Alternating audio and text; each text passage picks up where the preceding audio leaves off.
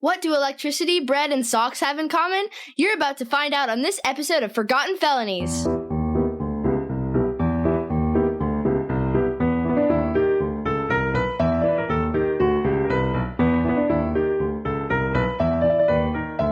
Welcome back to Forgotten Felonies. I'm Monica, and that was not Olivia. Olivia is not feeling well today, so that was my daughter Ramona standing in to do the intro. But anyway, this is where we take you back in time to rediscover the tales of vintage villainy that time forgot. So we've made it to episode 3 of our Baby John series. If you haven't listened to episodes 1 or 2, you need to stop now and go back. This is the final chapter. I was determined to make sure that I didn't have a 4th episode, okay? It's all about self-control. And unfortunately, that meant I had to cut out so many amazing details, and honestly, it killed me to omit them. But I believe at least one book is actually going to be stemming from all of the things that I've helped unearth.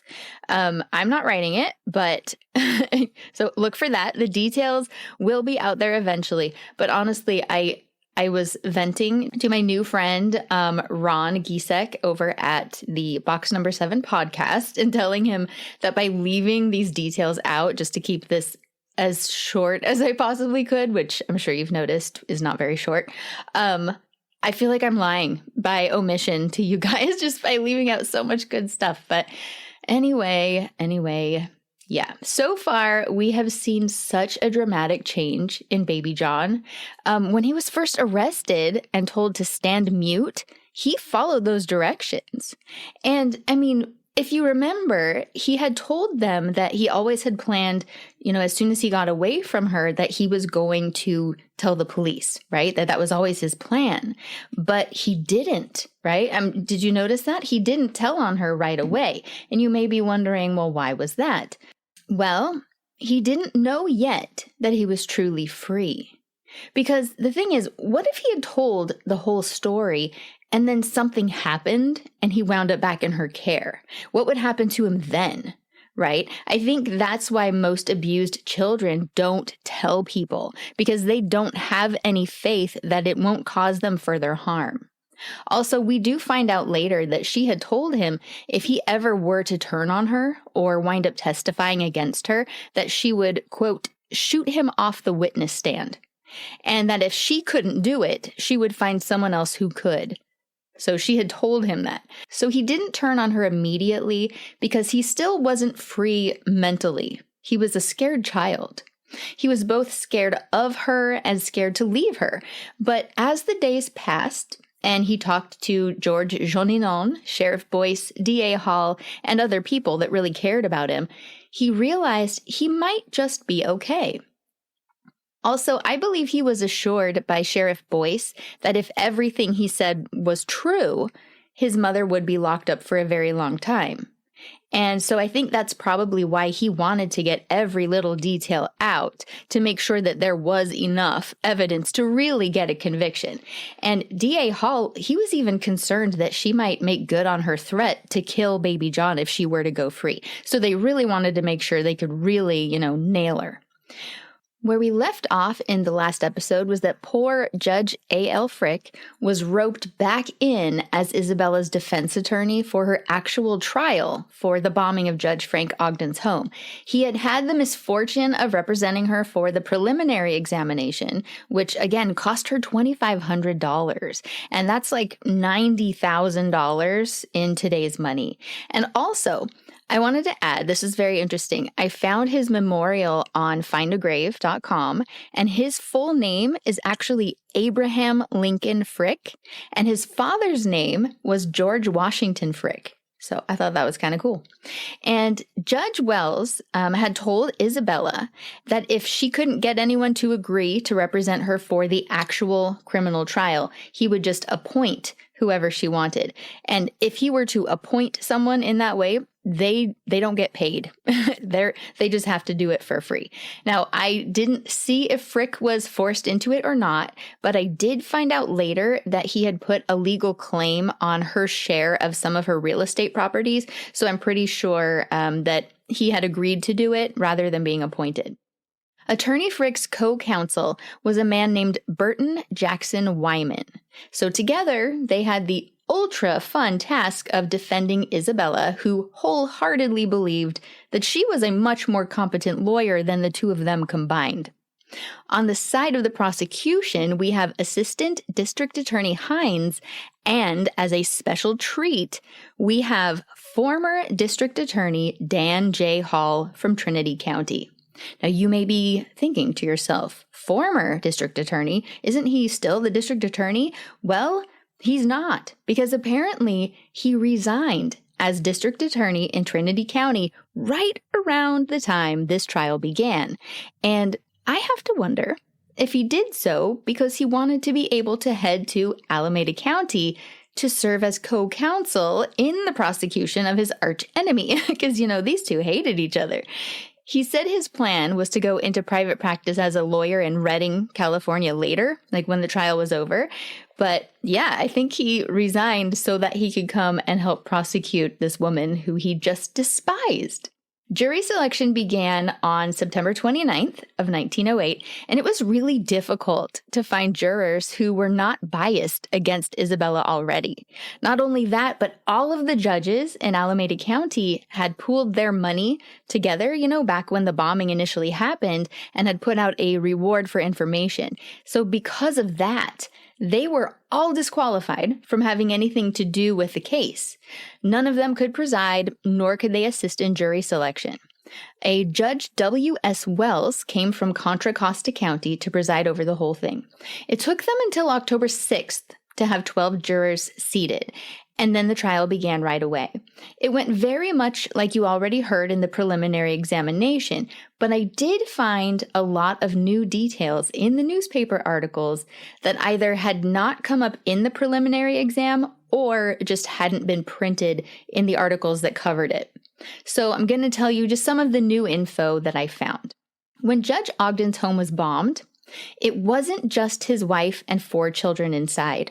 His wife and 2 daughters were in the living room. His 2 sons had just retired to their bedrooms, but the maid was also there, along with the maid's sister, and they also had 2 gentlemen guests that were staying in their home that were also there at the time. So that's 9 lives that were at risk that night in that house. While I had seen that Judge Ogden was receiving anonymous threatening letters both before and after the bombing, I now find that one of them is famously known as the 6-page letter. In the 6-page letter that he received, the author makes it clear that the author knows who carried out the bombing. I also found out that baby John was instructed to walk his bike to the Ogden home on the night of March 19th, so he would not potentially drop the bomb on the way there, and then he had to ride the bike back. These bits of information were found in the opening statement of the prosecution. And of course, Assistant DA Hines also detailed the evidence in the case, and what they would be proving to the jury. One thing he said they'd talk about was the abuse that baby John endured and why he was compelled to do her bidding, out of his fear of her due to that abuse. The opening statements were on October 6th. It took that long to get a jury. A lot of the same witnesses were called, as you heard in the last episode, but a lot of new witnesses were called as well. And this is the trial that introduced us to Jenny Tibbetts, that older woman who Isabella and her first son, Henry, had boarded with before she was married to John Martin. After John Martin's death, Isabella wound up leaving baby John with her, with Jenny Tibbetts, for at least a year, and Jenny testified about seeing the results of horrific beatings and the broken nose after Isabella had taken him back into her own custody when baby John was about 5, so around 1896. And then, of course, the most sensational testimony during this trial was that of baby John Martin himself. It was October 15th, 1908, when baby John took the stand. Just like in the preliminary examination, he wouldn't look at Isabella the entire time. You've heard his testimony from before, but here are some new things that made it into the news. When asked what her general treatment of him was, he said, "She beat me, whipped me, and starved me." So then Hines asked, how often, on average, did she beat him? Baby John said that most of the time she beat him every other day, But sometimes she would go a span of 2 to 3 weeks where she would be kind to him, and then she'd start beating him again and do it for several days in a row. When asked if there was ever a real reason for these beatings, he said that the majority of the time he had actually not done what it was that she was accusing him of. Now, he didn't bring this next part up at this point in his testimony, but I just want to give you guys an example of the type of things that she was accusing him of. The day before he bombed Judge Ogden's home, her horse had died. Isabella decided that John must have poisoned the horse, and therefore, he was responsible for killing it. He was whipped mercilessly for killing her horse. Now, I want you to picture in your mind that this boy walking his bike through the rain with a bomb under his arm is also covered in fairly fresh cuts and bruises that undoubtedly still hurt. And I want you to be aware that their house guest, John Whitmore, who was supposed to be the alibi, he had also been interacting with John, right? That evening. They had gone together to get whiskey for Isabella just an hour or so earlier that evening. And he could have seen with his own eyes, I would imagine, the results of this brutal whipping that he had received the day before. And this was baby John's normal, day after day, week after week, for years on end. Now back to the testimony. He was asked how often she starved him, and he said it wasn't very often. He said it was very seldom that she'd make him go without more than one meal at a time, but there was once when she wanted him to confess to something that he had absolutely no clue about, and she made him go without several meals for whatever that was. He was asked what he was beaten with, and he said with a whip, a broomstick, and a poker. He was then asked where he was beaten, like on what part of his body. He said it was all over his body.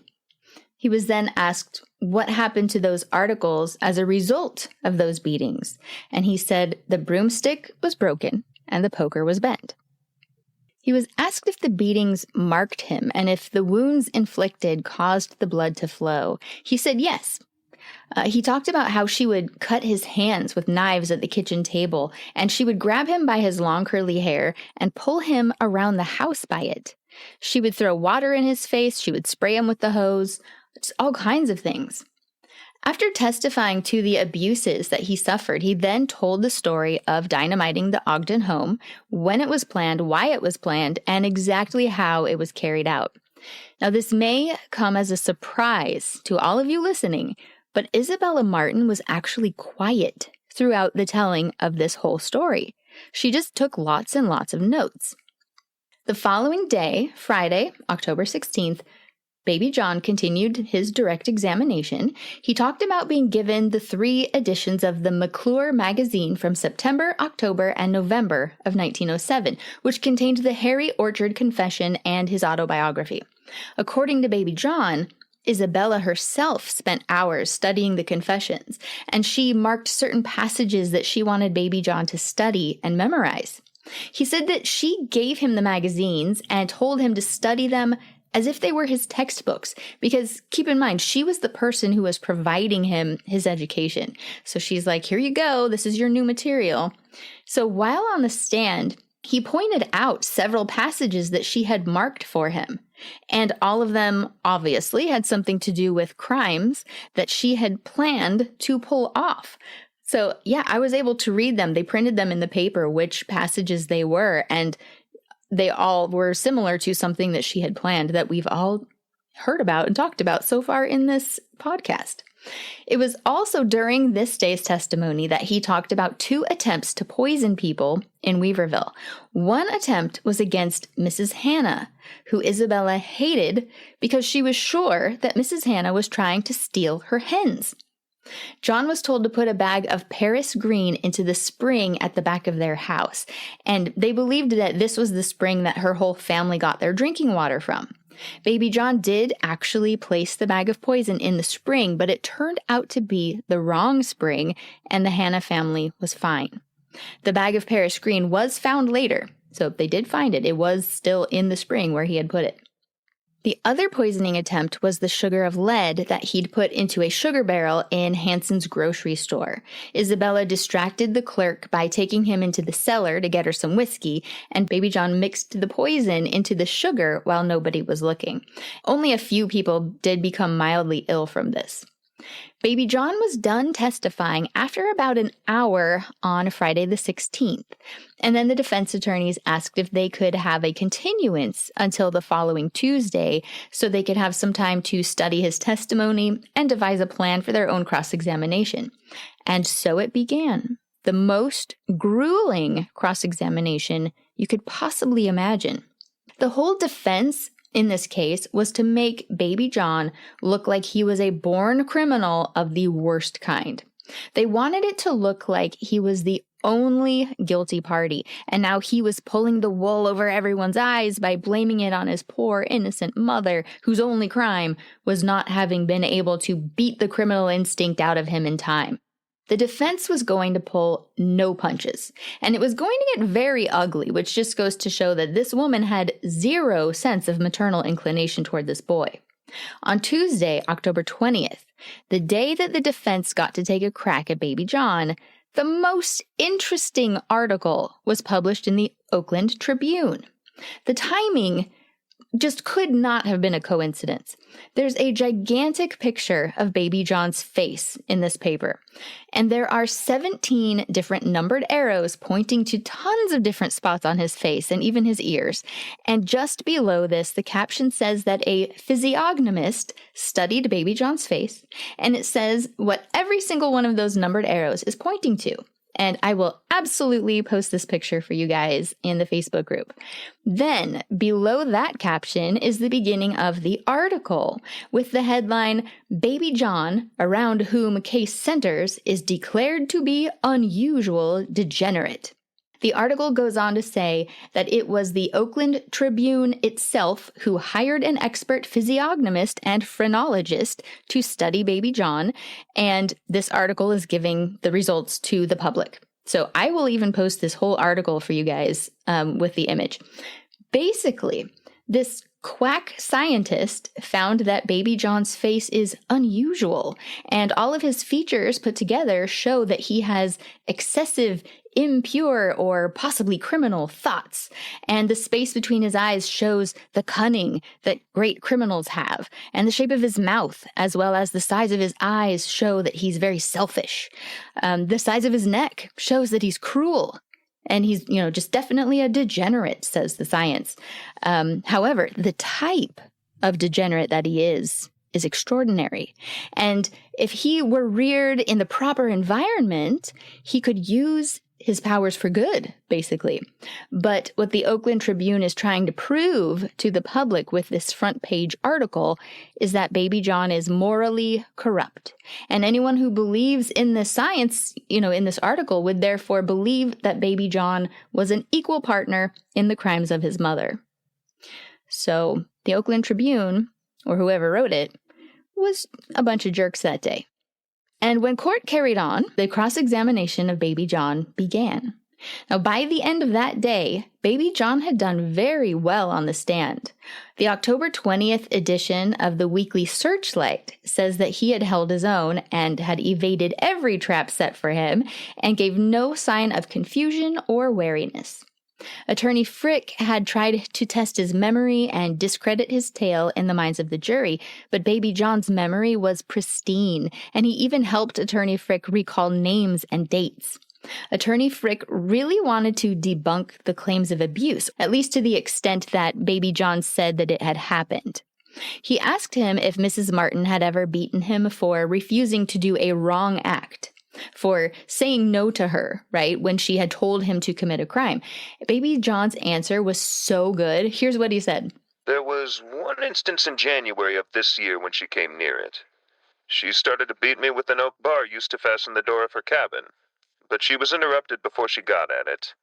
I'd refused to burn a barn at Weaverville. And so that was because, remember, he was supposed to burn the barn on January 3rd, but he didn't do it until January 5th because he didn't want, to be caught by footprints in the snow, right? So that was kind of a zinger. But anyway, the cross-examination lasted for 8 grueling days, and it was during the cross-examination that he said he did not want to kill Mrs. Ogden or her children, and that's why he didn't put the bomb where Isabella had told him to, which was right by the front door in the middle of the porch. It was October 26th, 1908, when Isabella could no longer keep her composure in the courtroom. She exploded with, "I would like to get a hold of that boy. My God, I can't stand that talk. I feel like getting up there and pulling him off that witness chair." So you can see she's not abusive at all. Not at all. Now, fast forward to November 7th. And a bunch of old neighbors in Oakland took the stand to testify to the abuse that they had witnessed.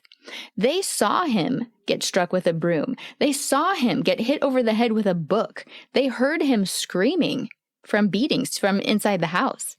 I'm not sure if this next part was testified to, but there was an interview with an Oakland neighbor after the initial arrests had happened in which they said that they could hear him screaming at 3 o'clock in the morning from just brutal beatings.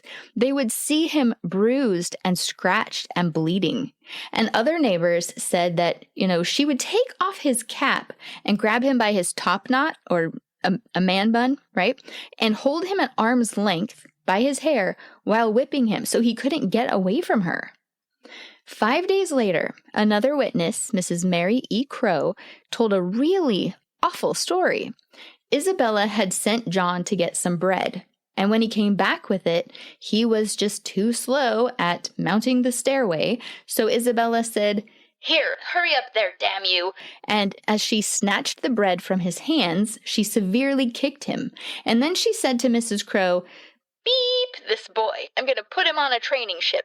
Now, I don't know what the paper was bleeping out. It was just a long line, right? But it clearly wasn't the word damn because they had already printed the word damn. So maybe it was the F word. But even later on, in December, there was a former boarder of hers who testified that he had witnessed Isabella throw hot coffee in John's face. So, people saw it, it's not like it was just John making stuff up. Ultimately, Attorney Frick said that all of these stories of abuse were completely made up because if they were true, then, quote, "as manly men and as Americans," they would have reported it much sooner. And since it hadn't been reported to police before, that alone was enough proof that it never happened.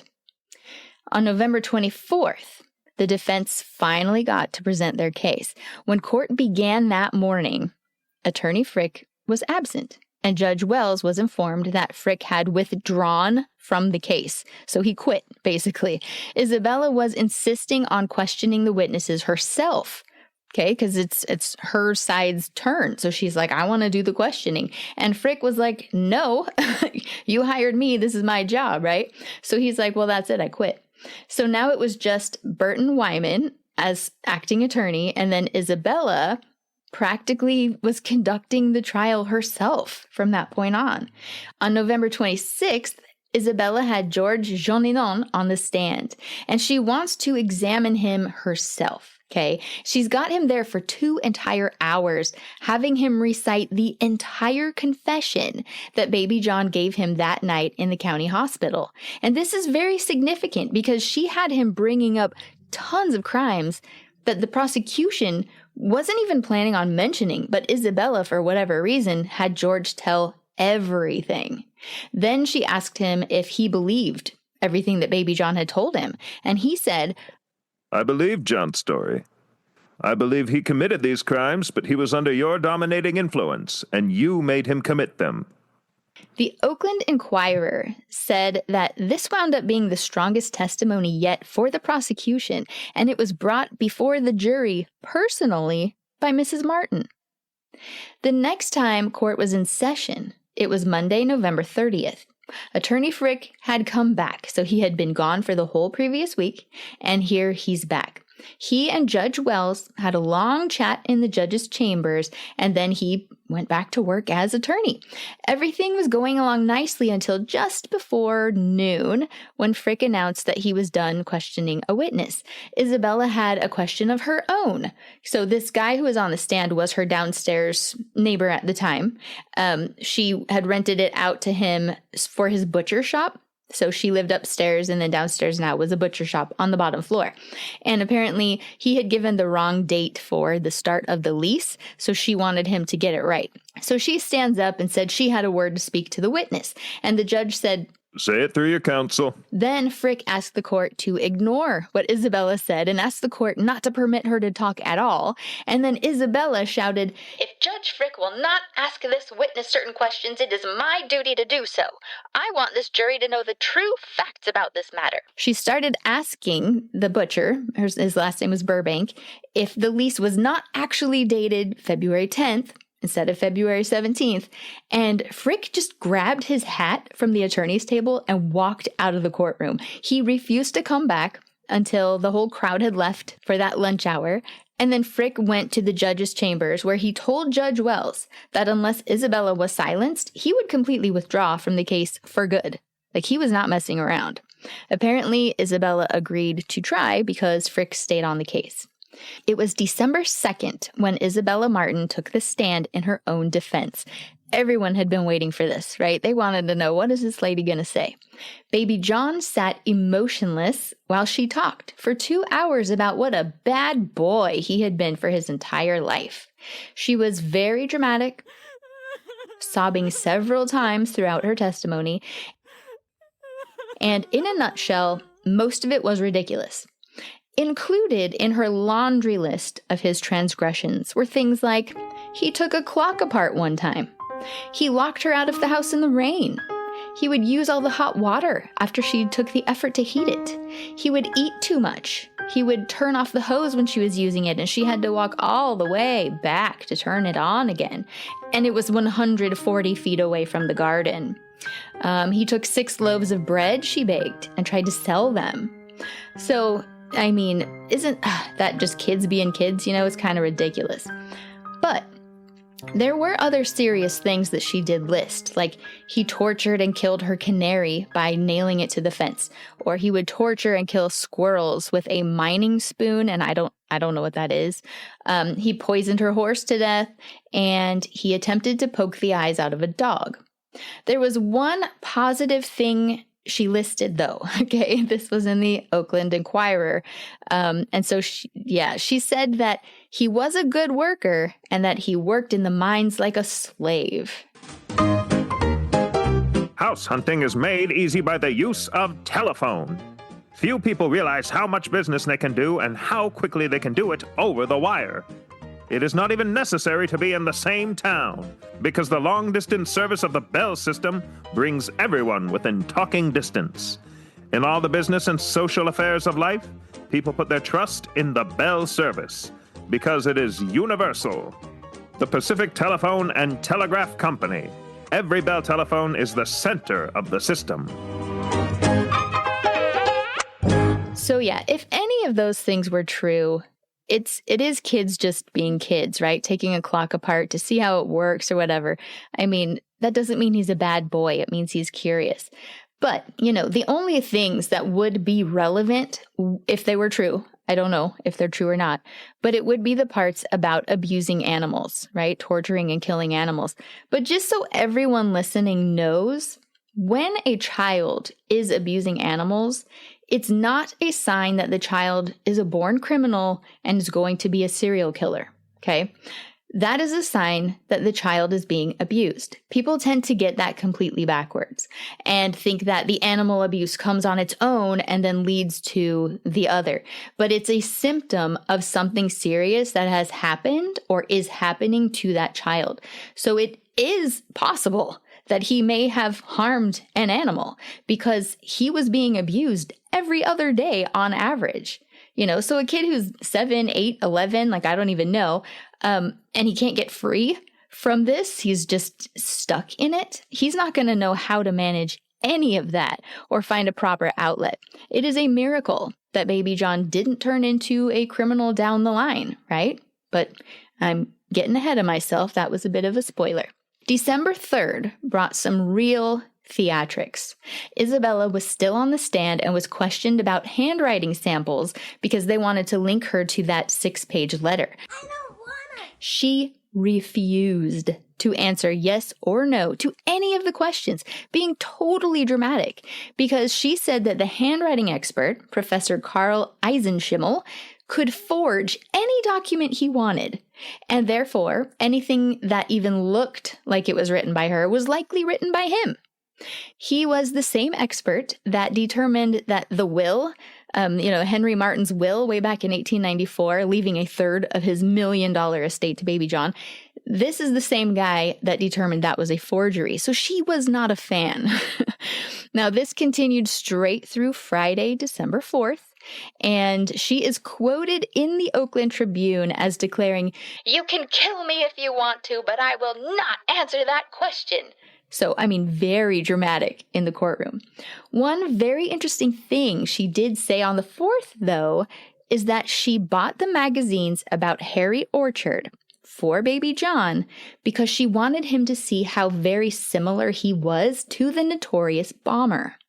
She explained that she had seen similarities between them because John had dropped a piece of the newspaper at the Ogden home, just like Harry did at one of his crime scenes. And Harry had used a bicycle to leave a scene, just like John did.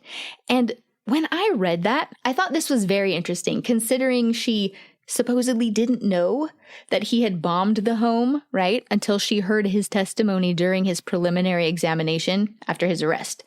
Remember that? She was like, oh, now it's clear that he really did it.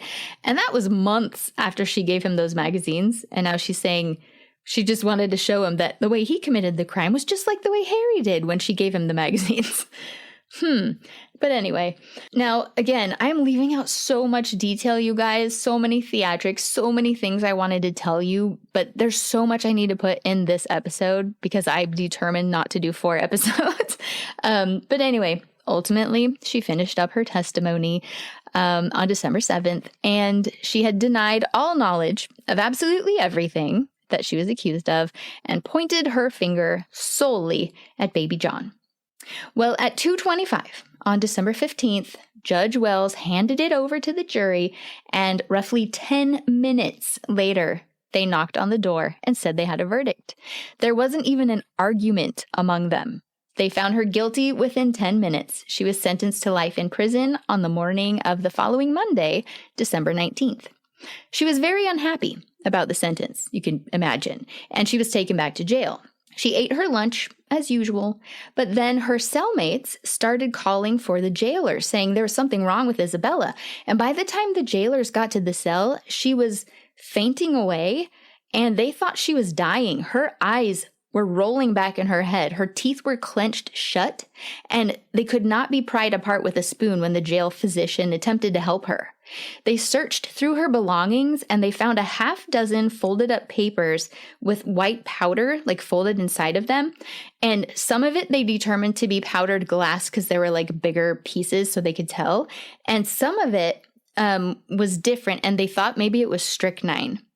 So when she came to an hour later, she told District Attorney Donahue that she wanted to die and she did not want to go to prison and disgrace her son, Henry Hoffman.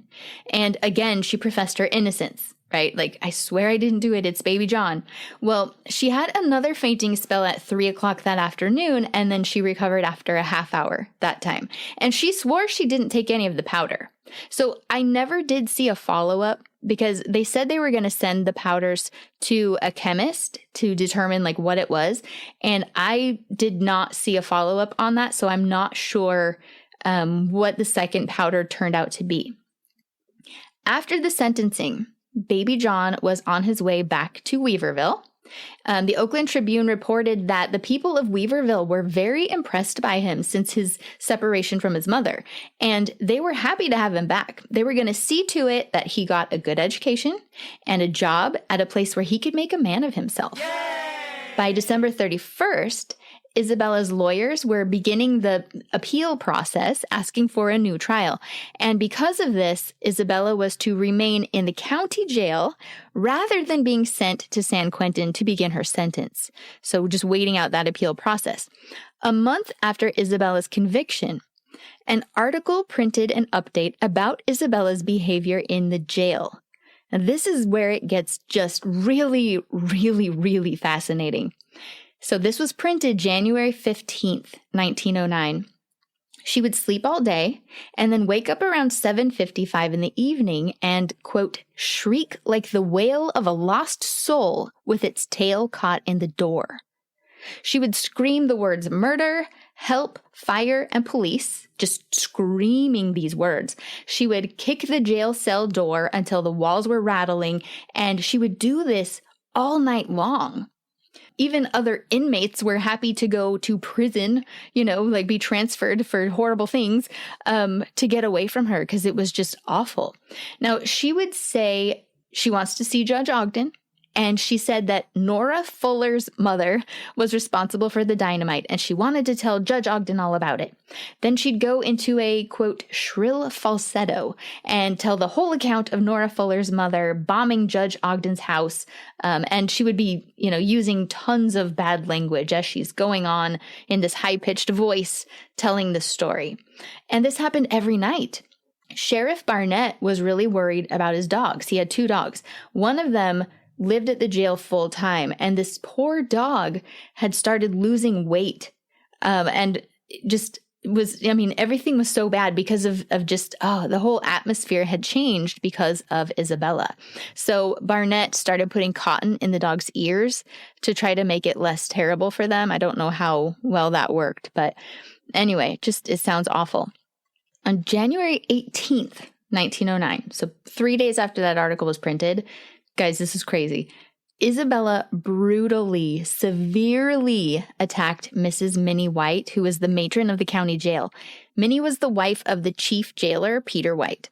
Now, Isabella had been confined to her cell because she was being really unruly that day, and for some reason, Minnie had to go into her cell later. So Isabella had crouched behind the door, and as soon as Minnie walked in, Isabella kicked her as hard as she could in the pit of her stomach. So Minnie dropped to the floor, gasping, and then she was kicked again in her shoulder, which knocked her completely flat, completely to the floor. So Minnie had screamed, and that's what alerted coworkers, so they knew, to come running. But before they got there, she took more blows from Isabella's fists, and she was actually unconscious when the other jail officers arrived. So they dragged her out, right? Drug her out to safety and had to get Isabella subdued.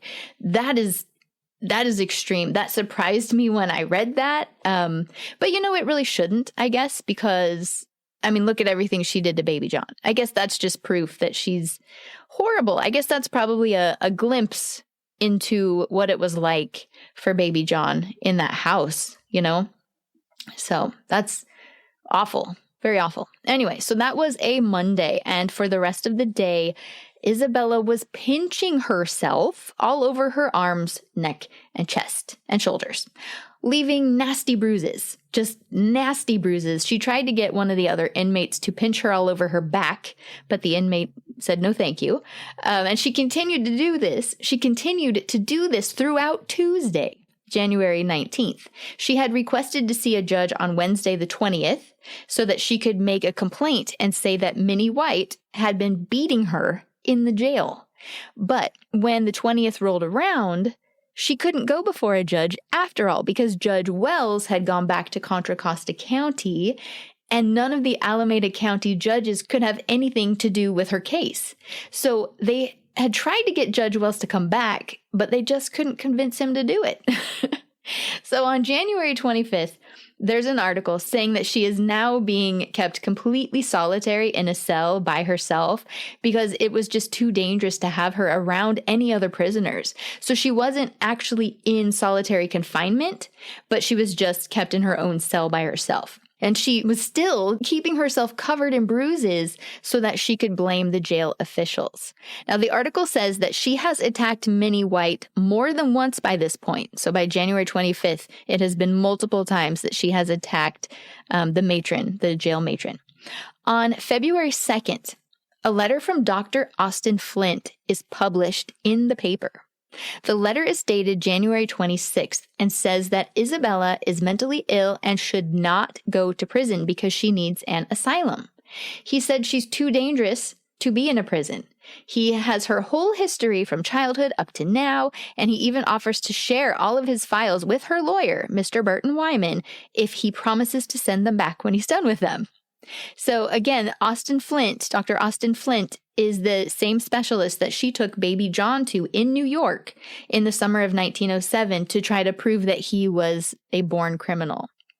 So yeah, it turns out he's kind of keeping an eye on Isabella, and we will hear more about that later. On April 8th, Judge William F. Wells was appointed as Superior Judge of Alameda County. He came back. Isabella's appeal process was dragging on forever. The Bill of Exceptions that they had to file was basically a list of everything that Isabella's lawyers thought had been done incorrectly in the first trial, and the bill ultimately wound up being 2,167 typewritten pages. It had over 1 million words. That's what the article said. It was contained in 5 volumes and was finally submitted to the county clerk on July 14th, 1909. The biggest argument in the appeal is that testimony by baby John about being under her control or influence should not have been allowed in court. They said his testimony infers hypnotism. The courts of California have not recognized the validity of hypnotic suggestion as a valid defense, they said. So that should not have been allowed. They also didn't think other crimes should have been brought into the trial record. So going into detail about like abuse and all of that needed to be thrown out. Frick and Wyman also insist that baby John was an accomplice. If he's an accomplice, his testimony would need to be disregarded because they can't base a conviction on the testimony of an accomplice. Well, 8 months after submitting the appeal, a new trial was officially granted on March 30th, 1910. Scheduling the trial would be another matter entirely. Ultimately, it got pushed all the way out to October of 1910.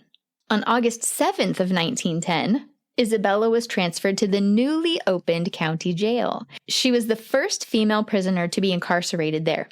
She had been smuggling letters out through visitors and inmates who were going to be released, and that practice didn't stop when she got to the new jail. She took her visitors in what they called the screen room, and from what I've read, it sounds like Isabella was like sitting within an enclosure with a fine mesh screen around it, and then her visitors would sit on the outside. So she found a new way to smuggle out her letters.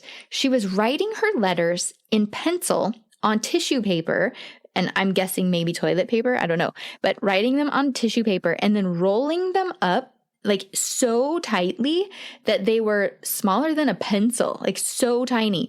And then she wrapped them very tightly in white string, like the whole length of this roll of paper.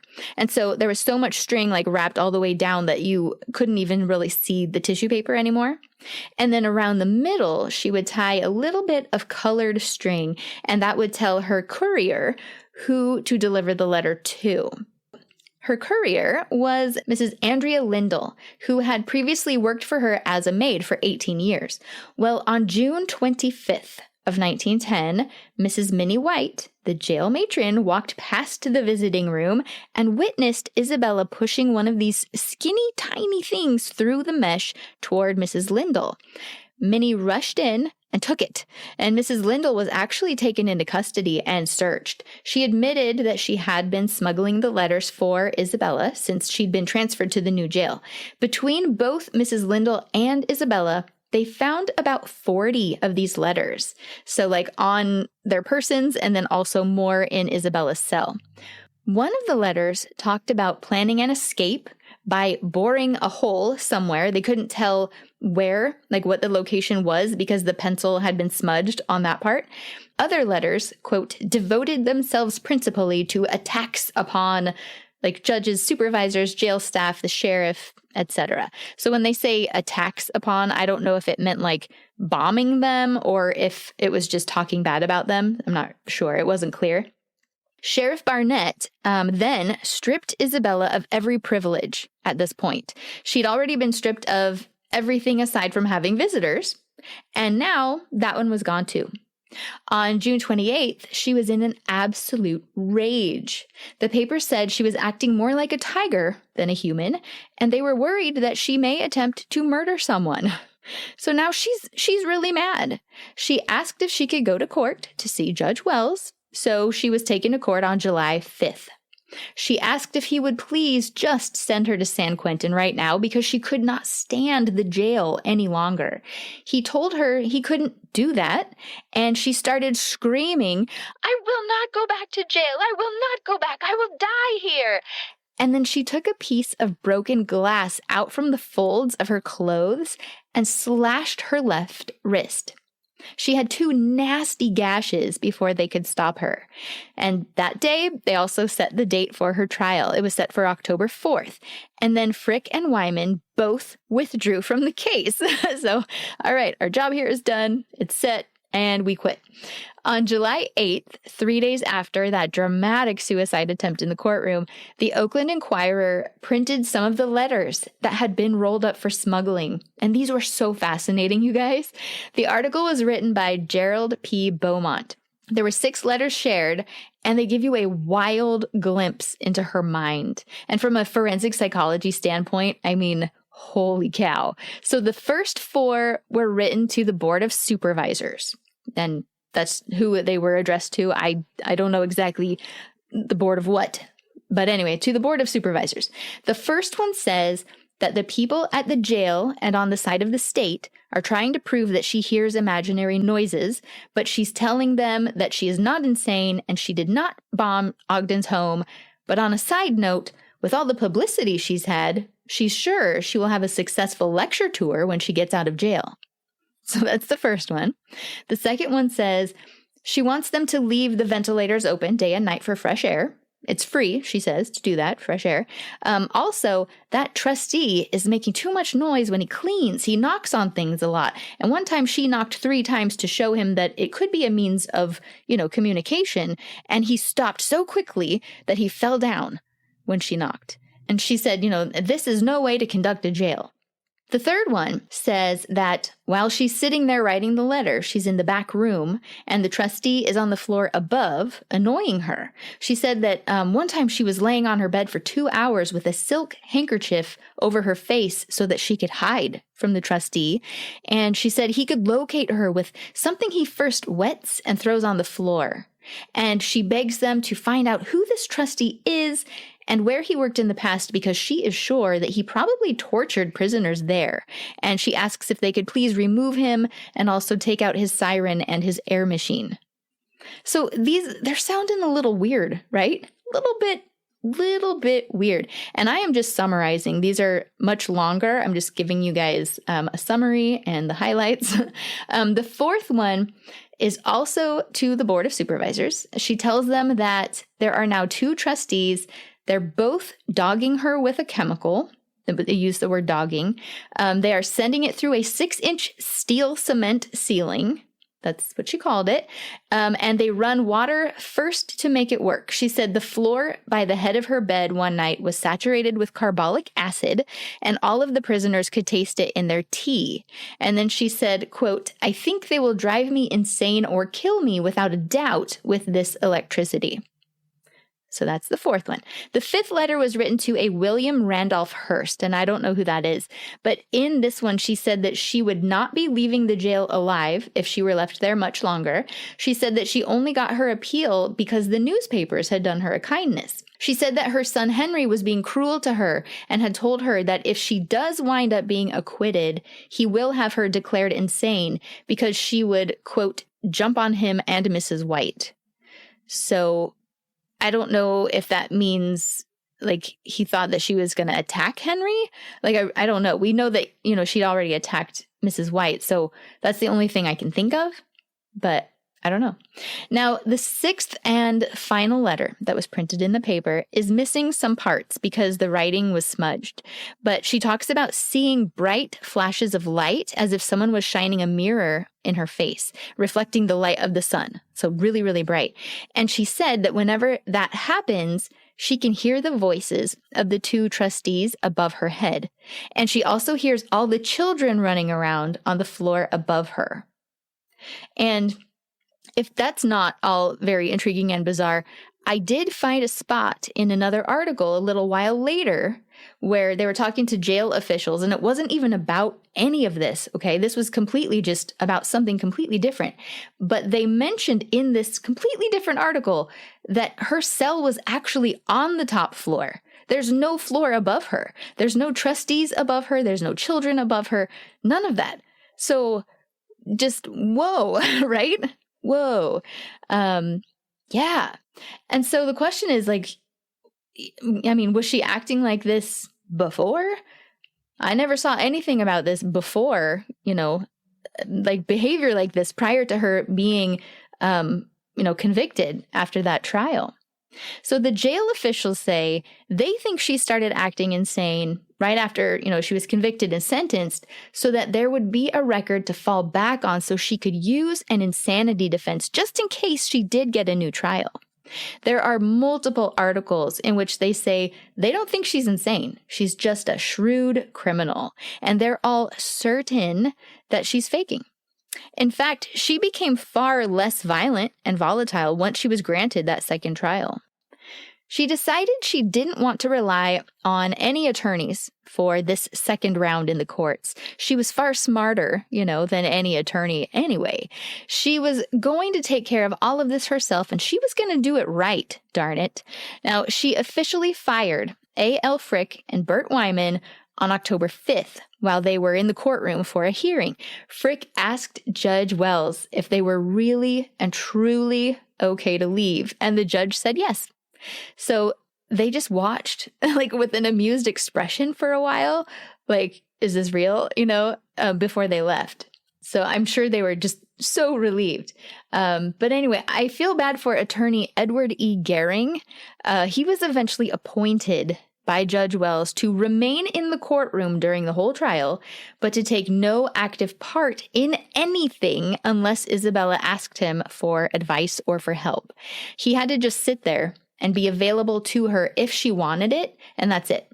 But because he had been appointed, he was not getting paid for his time or his trouble. At the end of October, Isabella gave Chief Jailer Peter White quite an interesting proposition. She said that she was planning to go on a tour lecture once she was acquitted, and it would be called Prisons I Have Met. She was going to go on tour and give lectures about how bad the prison conditions are these days, and she suggested that Mr. White be her lecture tour manager. So that's interesting. Now, after unsuccessfully trying to change the venue of the trial to Los Angeles, the trial got started on November 1st of 1910. The first trial had ended in December of 1908. So this is almost 2 years later. She'd been housed in the county jail and driving everyone there up the walls for almost 3 years. On her way into court that day, she posed for photographers and said, "Make me look as pretty as possible, boys." And I do have one photograph from this mini photo shoot, and I will be posting it. Now, I must tell you what she was wearing to court. If you recall from episode 2, she was in mourning because her mother had passed away, and she would only wear black from head to toe. This time, she's not in mourning anymore. She's wearing the brightest colors you can imagine. So here's a quote from her printed in the Oakland Tribune on November 3rd. "When I had my last trial, I was in mourning and couldn't make a very good impression, but now I'm going to wear a different dress and hat every day and the brightest colors I've got. Gentlemen like bright colors, you know." That day, she was wearing quite the getup. A reporter named Louise Cooper wrote about her court attire, and this was hilarious. This was a great article. She pointed out that everything Isabella had on looked like it had walked straight out of the mid-1800s.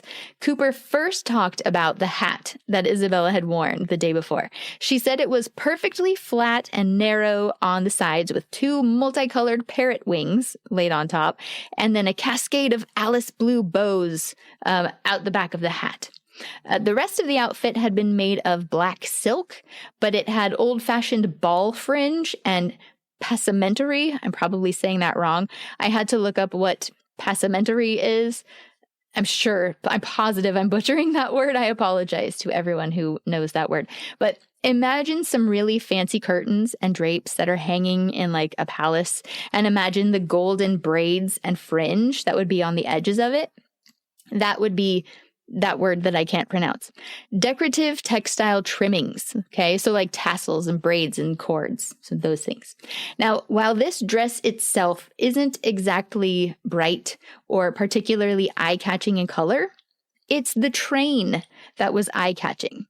Like a wedding dress train, okay? It had a train that would drag behind her and make a noise, rustling noise behind her anytime she took more than a few steps across the courtroom floor.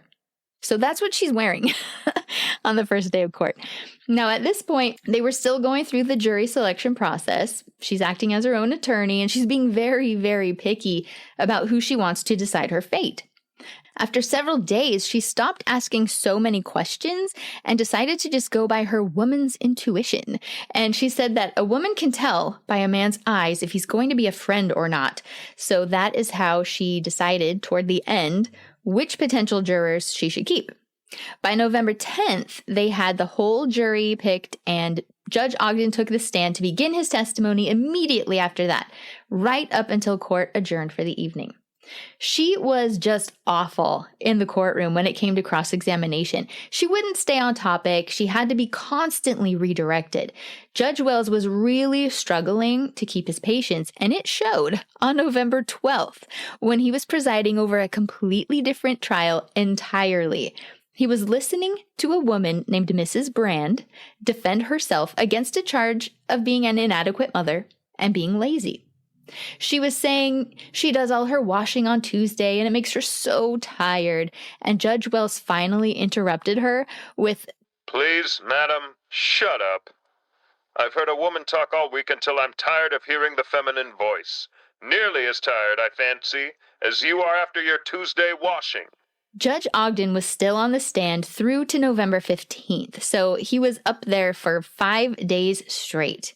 The Oakland Tribune says that at one point she rose trembling from her chair, and she dramatically asked, "Wouldn't you be glad to see me sent to the penitentiary?" He paused for a bit while thinking about this, and then very sincerely and sympathetically said, "Personally, Miss Martin, I have no desire to punish you for the heinous attack you made upon the lives of me and my family, but I do believe that you ought to be put where it will be impossible for you to do injury to others. You are by nature a vicious woman." After he said this, she responded with, "Oh, Judge Ogden, how can you say that?" And then she collapsed into her chair and cried into her handkerchief. The paper said she sobbed for a while before she was able to continue cross-examining him. The newspaper said these were tears of remorse, and it was the first time that she showed any hint of being sorry for what she had done, and that the reason she was remorseful was because he had just shown her sympathy.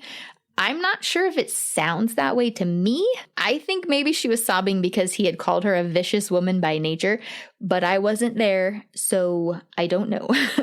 Now, if you all recall, the reason why she hated Judge Ogden in the first place was because she was suing the Westchester Fire Insurance Company after they denied her insurance claim on her house fire, because it was obvious that she had set the fire herself.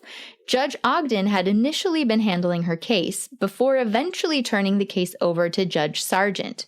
Judge Sargent ultimately ruled against Isabella, and she was sure that Judge Ogden had influenced him to do so.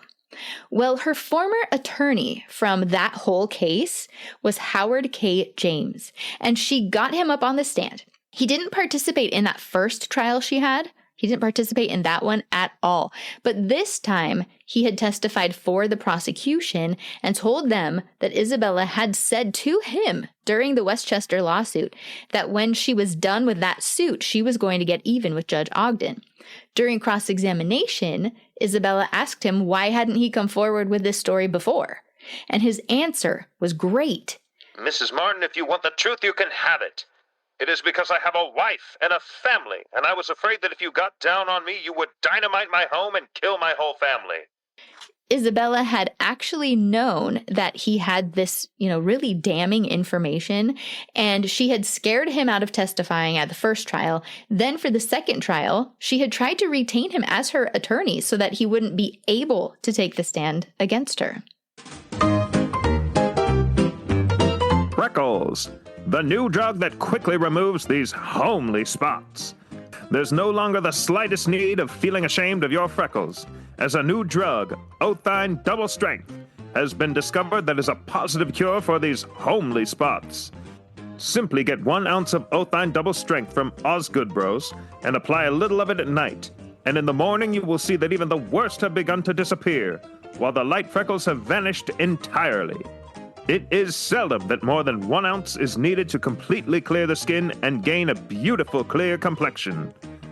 Be sure to ask for Double Strength Othine, as this is sold under the guarantee of money back if it fails to remove the freckles.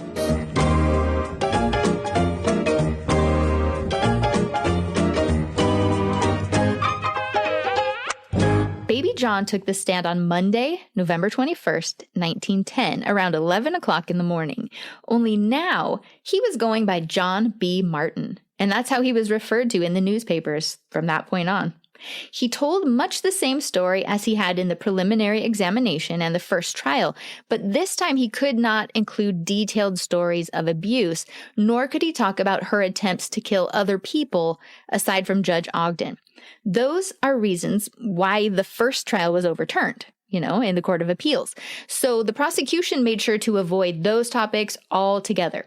On November 23rd, 2 days later, it was Isabella's turn to cross-examine John. It was pretty intense right out of the gate. Isabella asked him, "Is Mrs. Martin a good worker?" She is. "What can she do?" She can do anything from keeping the house to blowing it up. And then Isabella got him to talk about her purchases of poison to kill people. She didn't get him to talk about putting it in springs to kill people or stirring it into the sugar barrel at the grocery store, but just that she had obtained the poison for the purpose of killing people. She wanted a new trial, so that stuff would be kept out of it. And now she's the one who is bringing it in. And remember, she thought she would be a better lawyer than Frick and Wyman, but she is just ruining her case. 2 days later, she's still cross-examining John, and she brought the Samuels bomb into it. Again, this had been declared by the Court of Appeals as being an error in the first trial, but here she is, forcing it into the court record herself.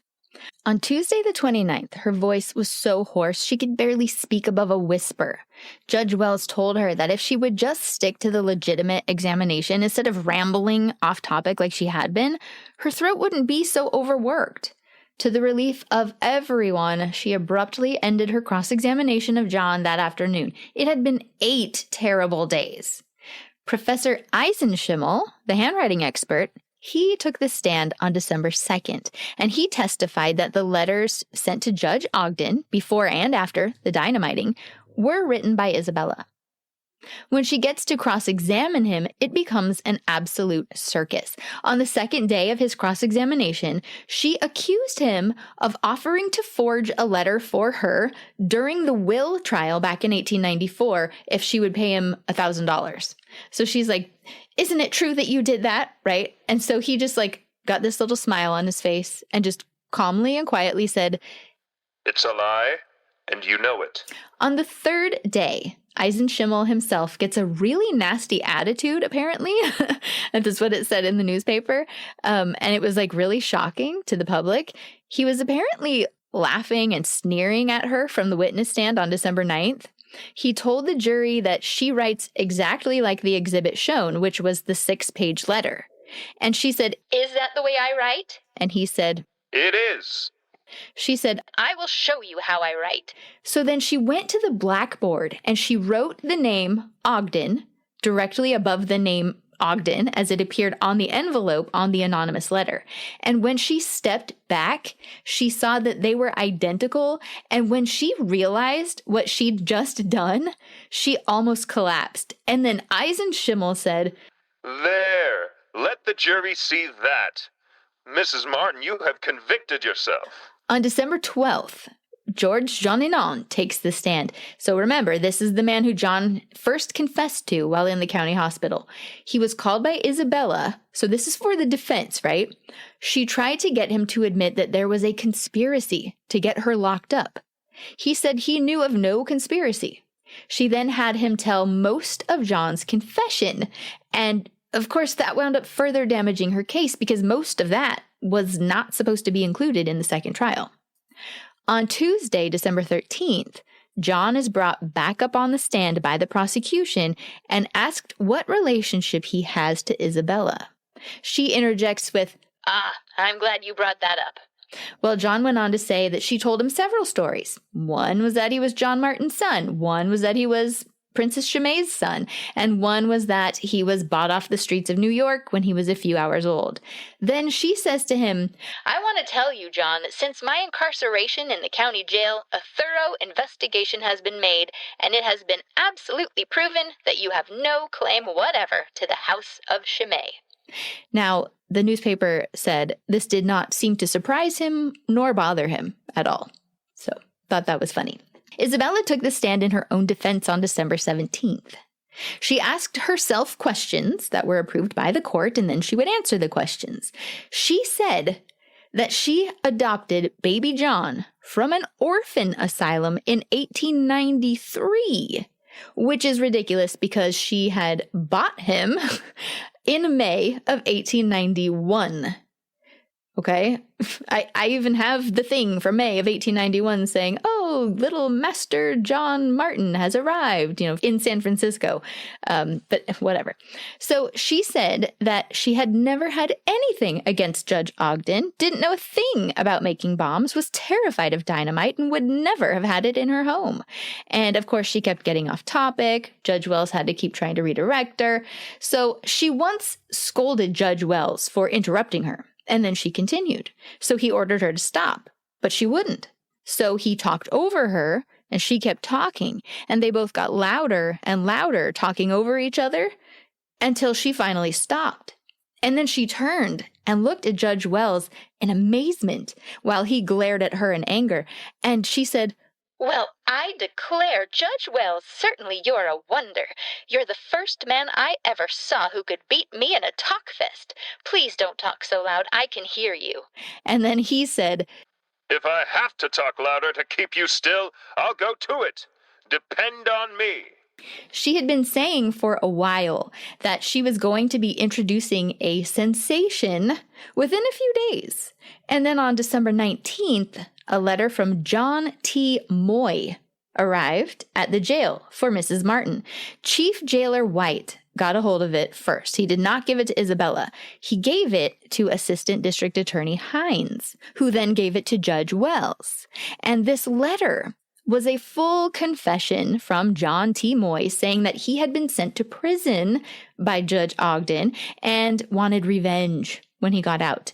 Mr. Moy had met Baby John in the park one night, and they got to talking about bombs, and he paid Baby John $3 to blow up the Ogden home for him. The name John T. Moy did not exist in the criminal records at all. They were pretty sure that she had orchestrated this whole thing. She was livid that they wouldn't give her the letter, and she refused to proceed with the trial until they would give it to her. I don't know if they eventually gave it to her or not, but the trial did go on. The cross-examination of Isabella began on December 20th. Once again, she refused to admit to having written anything that she had actually written, saying Professor Eisenschimmel had forged everything that was in her handwriting. She was also asked why she had committed perjury in the will trial in 1894, when she testified that Baby John was the biological son of John Martin, and then later argued that he was the biological son of Henry Martin, when clearly she knew all along that this was not true if she is now saying that she adopted him from an orphanage in 1893. So she said that she had done it to protect him from the stain of bastardy, is what it said. Anyway, closing arguments began on December 20th, as soon as her cross-examination finished. Hers was very emotional and basically begged for mercy. She admitted that she was a woman with faults who had made mistakes in her life, but she said that she was innocent. She also talked more about what a terrible child baby John was, how he was a criminal from birth, and at times it turned into more of a testimony than summing up her case. But overall, the newspapers said that she had a pretty solid closing argument, despite her whole defense being very, very flimsy. The jury began deliberations at 2:35 p.m. on December 23rd, and by 11:10 p.m., they had handed down their verdict of guilty. Her parting remark to Judge Wells that night was, "That's a pretty tough Christmas present." The next morning, December 24th, a reporter visited her. She was apparently very chipper. She said she plans to be a writer for magazines while she's in prison so she can make a ton of money, but if she were free, she would go on the lecture platform. But then she said that if the Board of Supervisors would help get her out, she would create a magnificent moving picture show all about Alameda County to show people all the best views and drum up more tourism. She'd then travel with the moving picture show and share it to every corner of the earth, she said. And she said that she would pay back the county for all of the money that they had spent prosecuting her, which she estimated to be at least $25,000. And she thought that was a very fair proposition that they ought to consider. You let me go, I will help pay you back. You know, it's a win-win. So she was supposed to be sentenced on Wednesday, December 28th, but she and her helper attorney, Edward E. Gehring, had a surprise. They filed a motion for a new trial, saying that one of the jurors, J.W. Bullen, was drunk in court every day.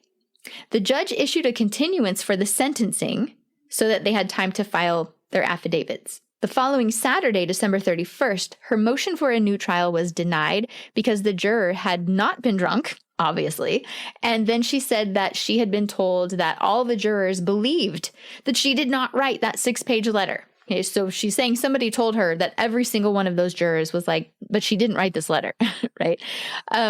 So she said she wanted every one of those jurors to be called to the stand to testify to that. And Judge Wells said no. So she blew up, saying, this was completely outrageous. But Judge Wells cut her off and sentenced her right there to life in prison. So she asked for a 30-day stay of execution, which means a delay in transfer to San Quentin, and that was granted. After an additional 10-day stay of execution, so for a total of 40 days, it was finally time for Isabella to head to San Quentin on Friday, February 10th, 1911. She got up early that morning, packed as much as she could into her satchels and hampers, tied the remainder into an immense bundle, and then she posed for pictures outside the jail. Then she left with Deputy Moffat and jail matron Minnie White. Interestingly, from the description in the paper, it sounds like she was wearing the same outfit that had been described in that previous article about her court attire.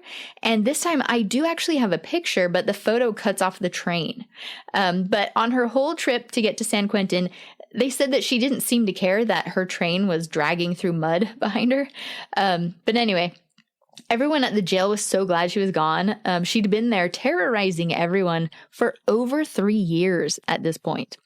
While on the train to San Francisco, she spoke with a reporter, and she mentioned things that she had sent to the prison ahead of her and said she hopes that they'll let her have them. She said, "If I don't have that big chair, I'll die." Baby John's great-great-grandson, John Martin, was sent a copy of a letter that San Quentin received in which her attorney, Edward E. Gehring, was asking about what furniture she was allowed to take with her to prison.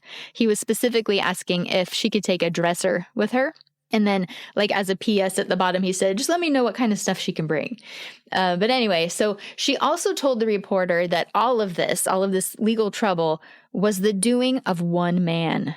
And that man was D.J. Hall, her nemesis, the old district attorney from Trinity County. Now, To be transparent, the reporter misquoted her as calling him DJ Hart and calling him the sheriff of Trinity County, but we know who she was actually talking about. So anyway, Isabella said that Dan J. Hall had once told her he'd, quote, fix her someday, and that that's all this was. She arrived at San Quentin around 1 o'clock that afternoon and was taken to the warden's quarters, where she was given prisoner ID number 21829, and she was photographed for her prison mugshot. I actually have this in color, and I will ask John Martin if I'm allowed to share that one. She kissed her son Henry goodbye in the warden's office, shook hands with Deputy Moffat, but she refused to say goodbye to Matron Minnie White. She did not like that woman. She was then taken to the women's department, where she was stripped of her lavish gown and her hat and put into a bath. She was then dressed in the regulation convict uniform. So I'm pretty sure they probably didn't give her a dresser, because I don't think they were going to let her wear her gowns. But they allowed her to stay in her cell the rest of that day. But the following day, she had to report to the sewing room to start her prison job. And she was a buttonhole maker, which she later said she enjoyed quite a bit. Now, something else that she had said to that reporter really stuck out to me. She also said to this reporter, "Do you know what they do in the county jail? You'll think I am crazy, I know, but I know it's true. You believe me, don't you? They have a kind of electricity down there that they manufactured by pouring water on some acids, and they have kept that on me since the 10th of last April. They carry it around in belts under their clothes, and they can turn it on anywhere and send it through walls and buildings as if they were nothing. Do you suppose they will have anything like that where I'm going?" And this brings us to the San Quentin files. You guys are probably one of the first people who have, I would say probably only one few of maybe 20 people who have probably seen this. Wow. And coming up near the end, you're going to get to see the official physician's report on what she was doing in the prison to cause her to get deemed insane by paranoia and sent to Napa. The files from San Quentin are a treasure trove. One is a letter from the attorney that I already mentioned, asking if she can bring pieces of furniture with her. Others are just copies of court decisions, like a copy of the sentence saying that she has to be there for the term of life. But then there's a letter sent to Warden John E. Hoyle from a doctor whose name I could not read, but his initials are EFS. In this letter, written May 21st, 1913, he requests the history of Isabella Martin's conduct and actions while confined at the San Quentin State Prison, and the facts that led up to her being committed to the Napa State Hospital. He explains that he and Dr. Austin Flint have been following the case ever since she was arrested for arson in January of 1908, and they find it a most interesting one. He says that he and Dr. Flint have compiled a complete history of her case, and they would like to get this information to add to it. 4 days later, May 25th, a letter was written by the prison physician, Dr. H. Newton Kirolf, to give Dr. Flint and his colleague the entire story. He explained in this letter, and this is just fascinating, he explained that shortly after entering the prison on February 10th of 1911, she was talking about the Oakland officials having had Chinamen turn electricity on her. A few days after that, she wound up falling down some stairs in the prison at San Quentin, and she said that it was the electricity at the prison that had caused it. From that point on, she was filling her stockings with soap, pieces of zinc, bottles of perfumery, bread, and so on, to keep the electricity from impacting her legs. Then she started filling parts of her body with bread to keep the electricity away. This included her ears, her navel, her armpits, and her vagina.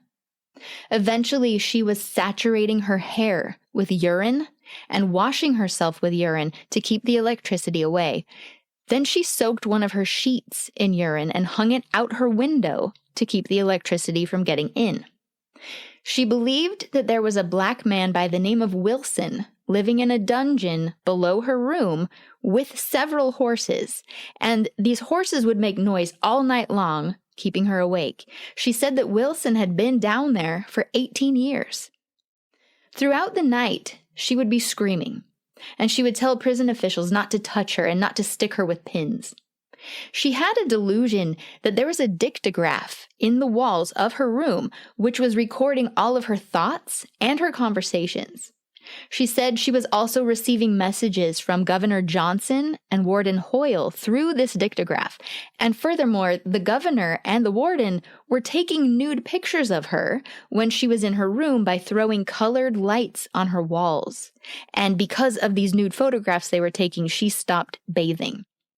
Any piece of trash in her room was not thrown out. She would store it. She would store it away. And when she was out of her room, she would go through garbage cans to look for pieces of wood or tin cans or pieces of cloth and broom straws. And she would take all of these things to her room. With jute and broom straws, so things that she would find outside too, she made herself a mat. And she would sleep on the mat rather than her bed. And for weeks prior to being sent to the Napa State Hospital, which happened in April of 1913, she refused to eat. She would blindfold herself. She would put broom straws into her nostrils and just isolate herself without speaking to anyone. Eventually, they found 20 dinner plates, sacks, scrap iron, and other pieces of garbage sewn into her mattress. She would also hit her door with a flat iron, making deep dents, and she would say that others had done it, she was innocent, while she was out of her room. Dr. Kirilf ended his letter by simply stating, Mrs. Martin had many other delusions. It was April 8th of 1913 that Dr. Kirilf had made the recommendation that she be committed to the Napa State Hospital, and that's where she remained until her death in 1929. After receipt of this letter, Dr. Austin Flint wrote back himself, and it's in his handwriting. It's really cool. Very hard to read. It took me, Olivia, Mike Detweiler, John Martin, and my mother all working on deciphering all of these words because it's a doctor's handwriting and it's from, 1913. So anyway, Dr. Flint expressed his gratitude for, getting that letter with all of the details. And then he went on to explain some very interesting things. Dr. Flint said that he had met Isabella only once in July of 1907. So that's when she took baby John to him in New York, that same summer, that she said he was the son of the princess.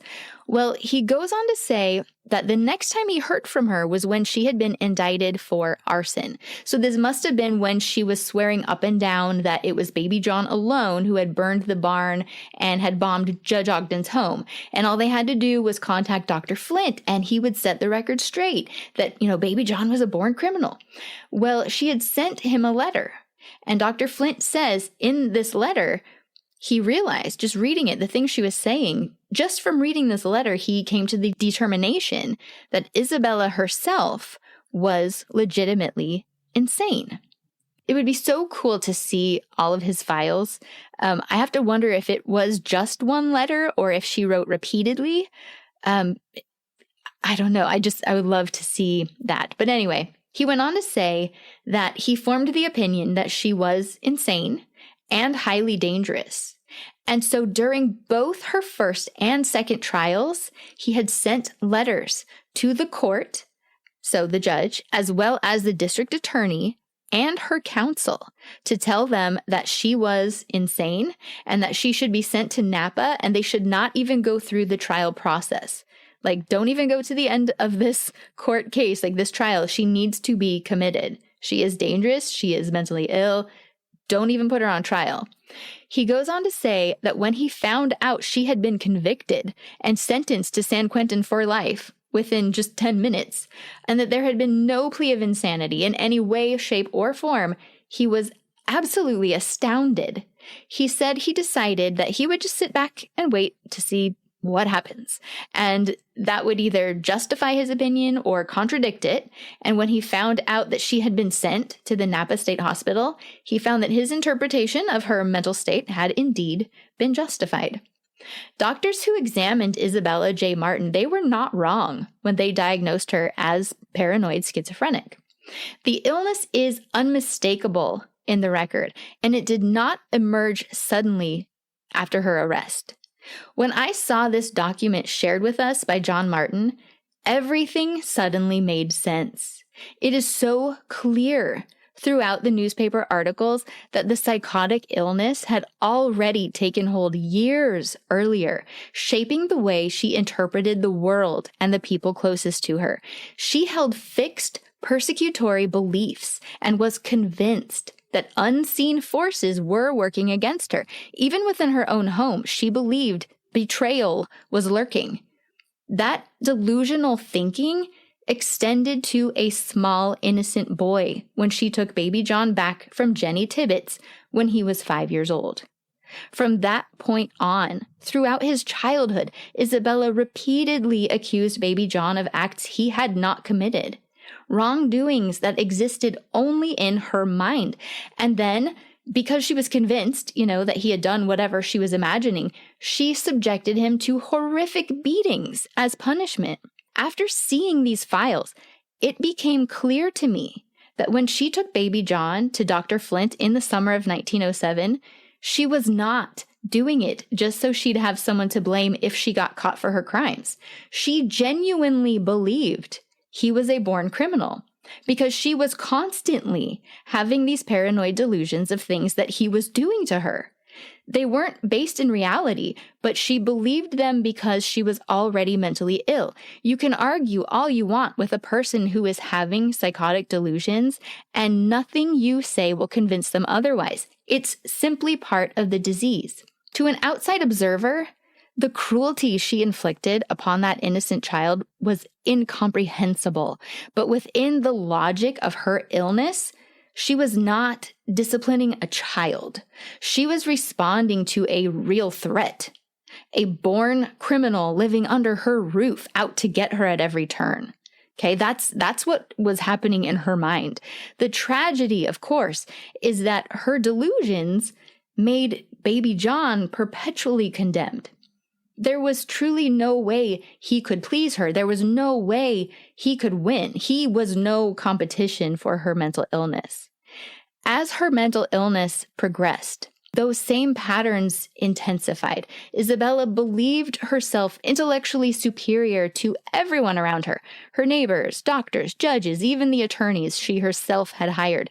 She fired what was described as the finest criminal lawyer in the West, Judge Abraham Lincoln Frick, convinced no one could represent her better than she could.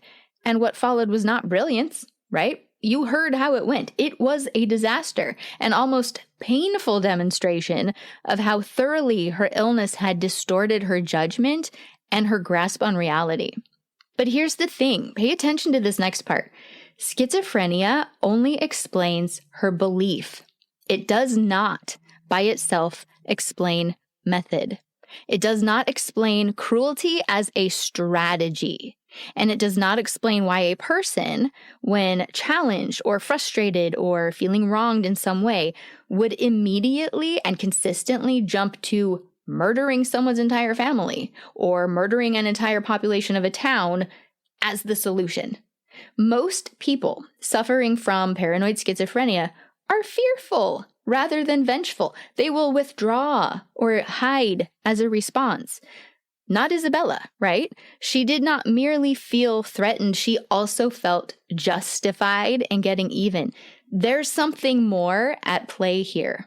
Again and again, when she believed that she had been wronged, her imagination did not turn to simply, confronting someone or escaping the situation.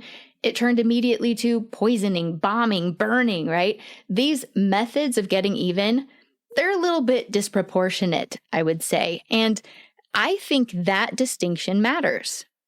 What emerges here, in my mind, is a layered psychological picture.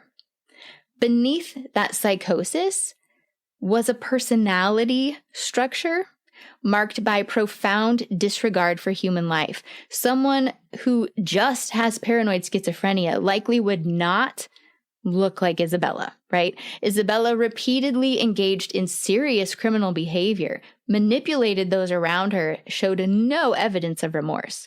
Her violence also was instrumental It was meant to punish, to control, and to erase, right? Her violence was a means to an end, to accomplish something. And these traits align very closely with antisocial personality disorder, not as a replacement diagnosis, but like an underlying one. And then, interwoven with all of this is a very powerful streak of narcissism. You guys probably already picked that up. Isabella did not merely believe she was persecuted, she believed she was exceptional. She was the best at everything. She felt entitled to wealth, obedience, unquestioned loyalty. And when she was challenged, she didn't retreat. She didn't take no for an answer. She escalated. I mean, look at the Westchester fire insurance case. They proved she burned it down herself. And then she escalated. She puts up signs saying, they defrauded me. And she goes to New York and threatens to shoot the CEO of the company. She escalates. In her mind, destruction, it was not only permissible, her enemies deserved it. That's how her mind worked. So this combination is what made her so dangerous. Schizophrenia supplied the beliefs, okay? The delusions were the beliefs. Antisocial traits supplied the permission for her to do these things, and narcissism supplied the justification. Altogether, they created a woman who felt both threatened and superior, wronged and entitled to destroy. And it was within this psychological melting pot that baby John was raised. For baby John, obedience was not a sign of respect. It was survival. From early childhood, he learned that punishment could come out of the blue, and he didn't even have to do anything. He learned that reality could shift without warning. He essentially lived in a state of fight or flight, never knowing what was going to come next. When she later forced him to participate in her crimes, she was extending the same logic that had governed his upbringing: absolute control enforced through terror. At 16, he did something extraordinary. He broke free of her authority and he told the truth, ending the danger she posed to others and to him. It was an act of courage that cost him everything he had ever known, which is a good thing. But for a child, that is scary. It takes so much bravery. But survival is not the same as healing. Baby John's story doesn't have a cheerful, happy ending full of sunshine and rainbows. Instead, it ends with a very harsh reality. He was not a stooge, right? He was not a willing accomplice. So, we're clear on that.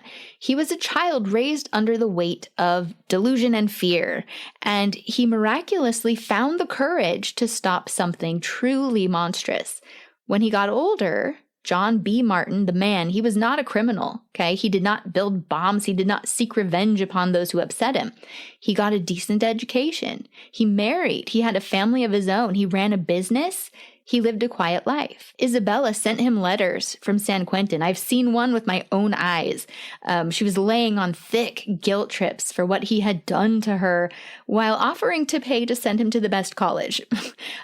He never responded, apparently, or had any contact with her in any way ever again, because she mentioned that in the letter that, he wouldn't speak to her.